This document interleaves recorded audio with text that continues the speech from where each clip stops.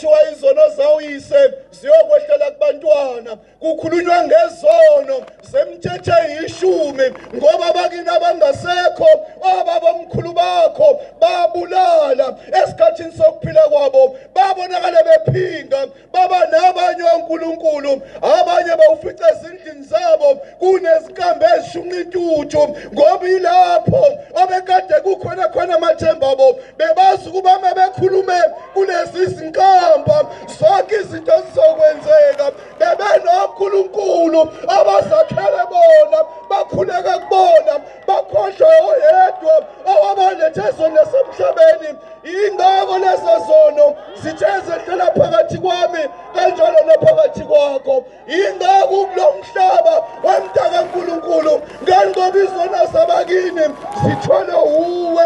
Uma ungayilungisi le ndaba uzoba nenkinga nengxaki yokusala wedwa embuzweni. Ingako ngithe ekuseni nje nangu umbuzo uthi uyaqonda yini ukuba njengobula wezela ukuba izona zabakini zizokwehlela phezu kwakho. Manje-ke nangu umbuzo, zizothethelelwa kanjani lezi zona ezikuwena ezehlela kuwena zabakini abangasekho? Ngeke namhlanje, amen, amen, amen, ngeke namhlanje uma unenkinga abakini abangasekho bese uyahamba yakadokotela, ufika uhlala emabhentshini bese usondela uma sekufika isikhathi sakho uthi dokotela ngikule ndawo ngoba nginenkinga abakithi abangasekho, ngizocela usizo lwakho. Uma ungenze njalo uzothi udokotela kukhona inkinga ekhona phakathi kwalo muntu. Ingakho uma unenkinga yabakini abangasekhoyo uhamba ubheka imizi lapho kuphephezela khona idukwe okukhomba ukuba kunabantu ababizwa ukuba bangabaprofethi, ngoba uyazi ukuba yibo abanikezwe ukubona izifihlakalo, bazokwazi ukuyibona inkinga abakini abangasekho. Ingakho uNkulunkulu wabona ukuba ukuze abangasekho bangene ezulwini makathumela indodana yakhe nguKristu ukuba yize emhlabeni.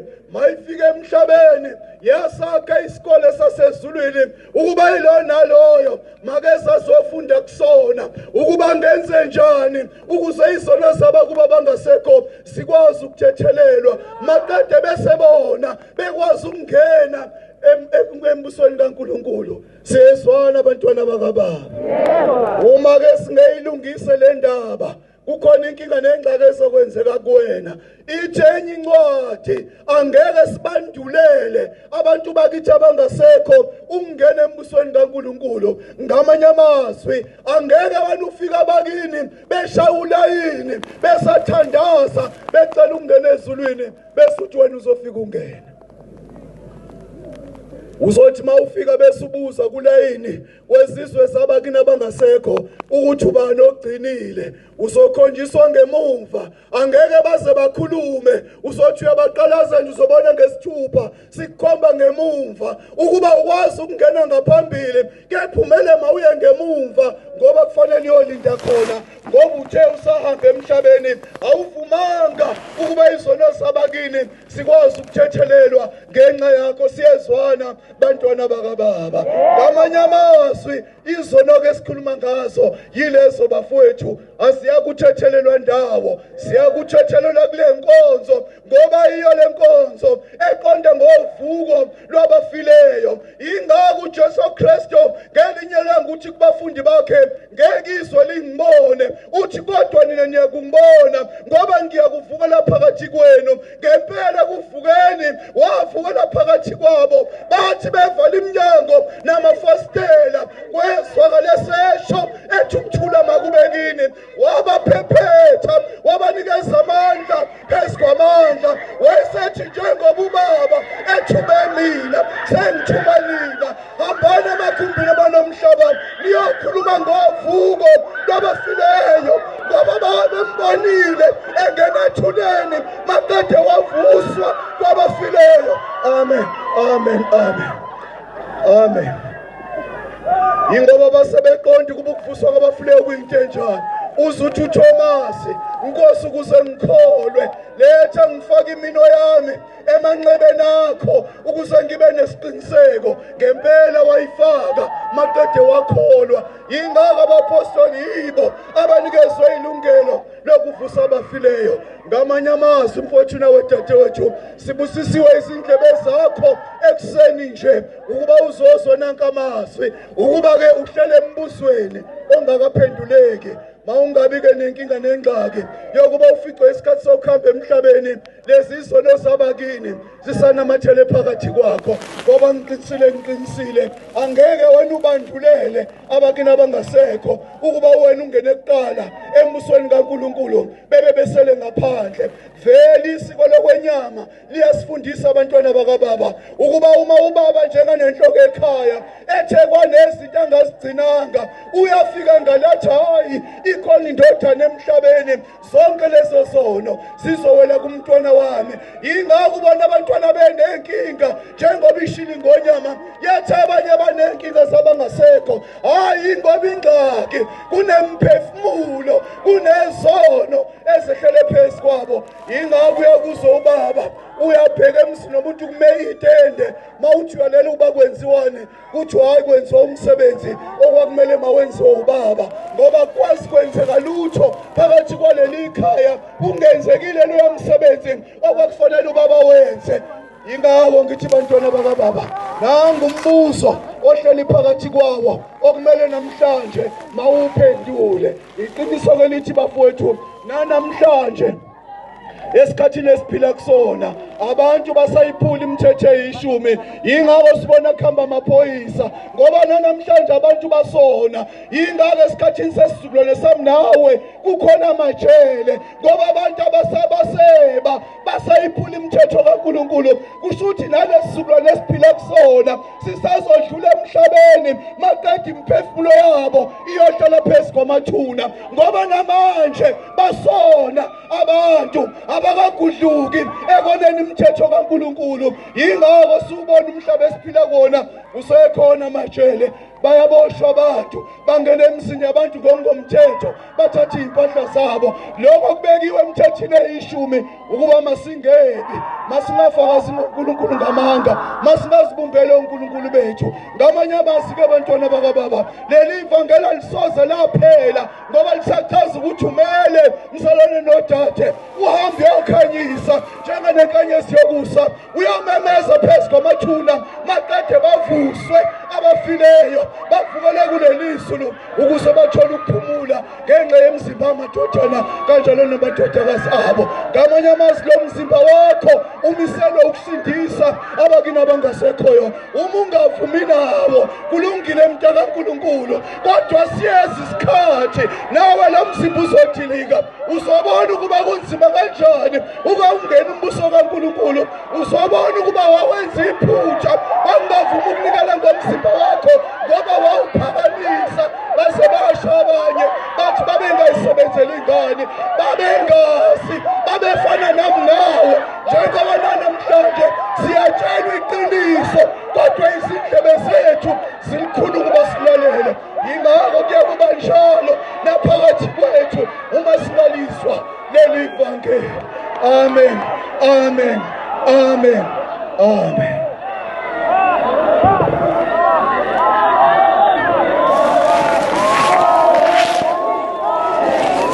Amen.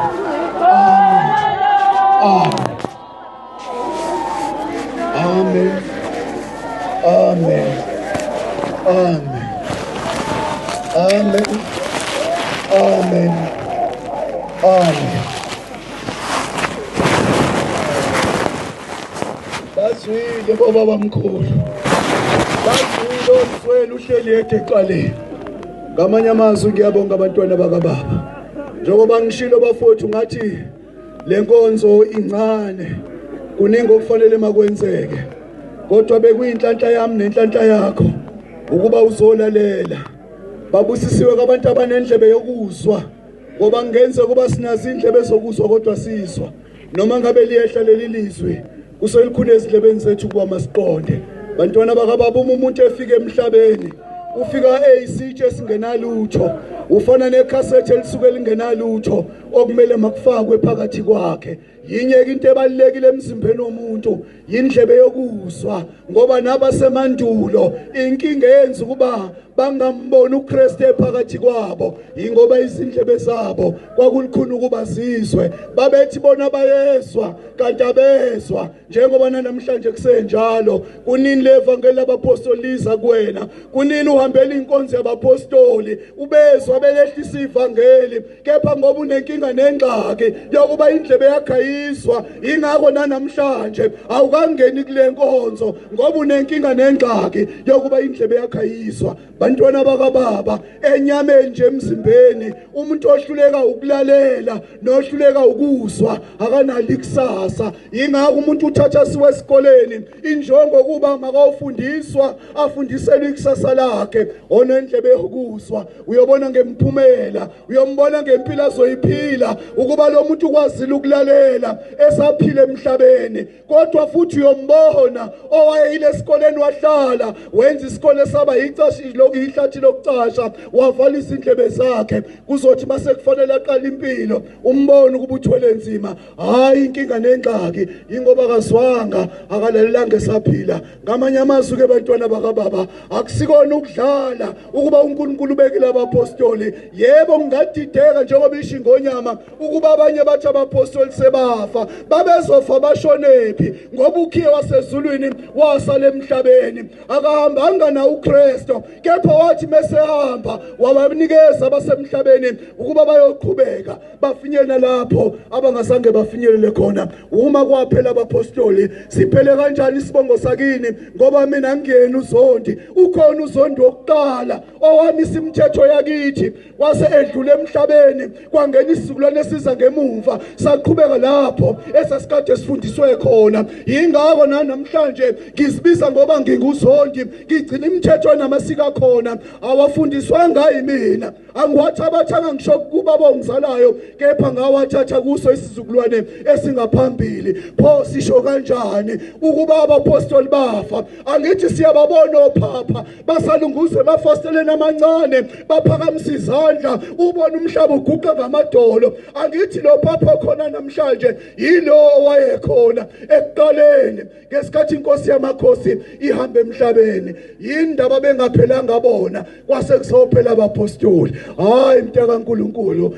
vula indlebe yakho yokukamoya ulalele mntaka kaNkulunkulu, ngoba kungenze kuba udidwe ile nkohliso ebhale kuMateyu 28 okwathi uma ngaba amabutho emgadile uJesu ukuba ngavuki kwabafileyo. Uma evuka kuthiwa amabutho ashawa unyazi agijima ase eyahamba eyotshela abapristi ukuba hayibo lo ebenithasikhathi ithuna lakhe ngempela uvukile kwabafileyo. Lithi iBhayibheli lami naleli lakho lifundayo ahlangana ngamakhanda amadoda athi hayi akwakhiwe icebo, kuthiwa uJesu utshontshwa ngabafundi bakhe. Akugcinanga lapho, baza amabutho abawanikeza imali kwathiwa mahambe ayofakaza athi hayi uJesu utshotshwa ngabafundi bakhe. Kuthiwa leyo nkohliso yahamba kwaze kwazofika namhlanje. Bekungenzeke yini ukuba nawe uhleli phansi kwaleyo nkohliso ethi uJesu Kristu watshotshwa abafundi bakhe? Yingakho uzothi wena uJesu uzobuya, kanti uJesu ngeke sabuya. uJesu ufikile wawakha umgaqo wasezulwini, wabeka impawu ezisikhombisa, wathi ziyokhanyisela abantu maqede babona umbuso wezulu. Akasawuphi abuye ezezweni lasemhlabeni. Uthi nina abapostoli siyakuhlala nani kuzo izihlalo ezishumi-nambili, sahlulele zonke izizwe ezishumi-nambili ezivele emakhumbini banomhlaba. Usazobuya pho ayephi? Ngoba wawufeza umsebenzi akade uthunywe uyise, wabonakala yakhe indlela. Uzuthi mina ngindlela neqiniso, oyohamba esithathelweni sami nguye yobona uBaba. Uma kwakhiwa umgaqo, uma ngabe sewuqedi ufreeway Day ukwakhiwa eThekwini ndisho kanjani ukuba basazobuya kade bewakha baphinde bazokwakha omunye kanti bewakhiwelani lo oyeThekwini ngoba bewuyinkomba ndlela yokuba abantu abafuna ukuya eThekwini kumele mabahambe la nisho kanjani pho ukuba uJesu usazobuya emhlabeni kodwa akasimangali bantwana bakababa ngoba uma ungenalo ulwazi awunalo icala kepha namhlanje uyazi ukuba labapostoli ababonayo yiba babekhona emandulo yiba bahlala nenkosi bayibona abantu bengabe bamboni wahlala nabo phansi wabanikeza igunya nelungelo wathi abakukhulula emhlabeni kukhululiwe nasezulwini abakubusisa emhlabeni kubusisiwe nasezulwini pho wena wahambela kude ngiyabonga abantwana bakababa amen amen nami ngiyocela ukuba ngenxa yesikhathi ngibonakale ngehlela ngenzansi ngoba bafowethu umsebenzi wanamhla mude ngixolise kakhulu kwabantu